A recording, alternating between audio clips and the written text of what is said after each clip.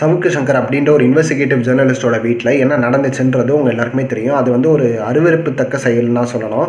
So இப்போ வந்து அவர் சைட்லேருந்து வந்து பார்த்திங்கன்னா, நான் தூய்மை பணியாளர்களை நான் தவறாக பேசலைன்ற சொல்கிறாரு.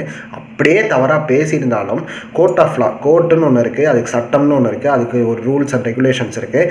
அங்கே போய் கேஸ் ஃபைல் பண்ணி அவரை வந்து புல்லப் பண்ணலாம். ஸோ இதேமாரி சம்பவம் தமிழ்நாட்டில் நடக்கும்போது நம்மளுக்கு சர்ப்ரைசிங்காக இருக்குது.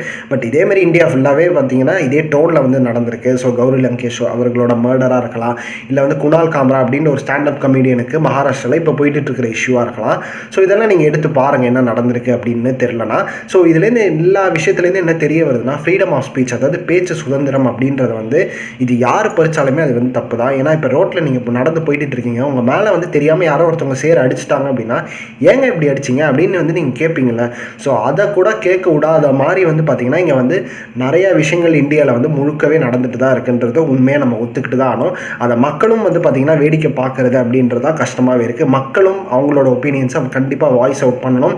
அண்ட் மோரோவர் ஃப்ரீடம் ஆஃப் ஸ்பீச்சை வந்து பார்த்திங்கன்னா மிஸ்யூஸ் பண்ணுறவங்களும் நிறைய பேர் இருக்காங்க இதனால். ஸோ மிஸ்யூஸ் பண்ணுறவங்கள நம்ம என்ன பண்ணலாம் அப்படின்னா, கோர்ட் ஆஃப் லாவில் வந்து போய் நிறுத்தலாம். ஸோ அவங்களுக்கு வந்து சட்ட ரீதியான தண்டனையை வந்து பார்த்திங்கன்னா கண்டிப்பாக வாங்கி தர முடியும். ஸோ ஃப்ரீடம் ஆஃப் ஸ்பீச்சை மிஸ்யூஸ் பண்ணுறவங்களுக்கு. ஸோ என்றைக்குமே சட்டம் வந்து நம்ம மதிக்கணும். அதுக்காக தான் சட்டம் அப்படின்றது இருக்குது. சட்டத்தை நம்ம கையில் எடுத்துட்டோம் அப்படின்னா நம்மளால் ஒன்றுமே பண்ண முடியாதுன்றது தான் நிதர்சனமான உண்மை. இதை பற்றி நீங்கள் என்ன நினைக்கிறீங்கன்றதை கீழே கமெண்ட் செக்ஷனில் சொல்லுங்கள். பை.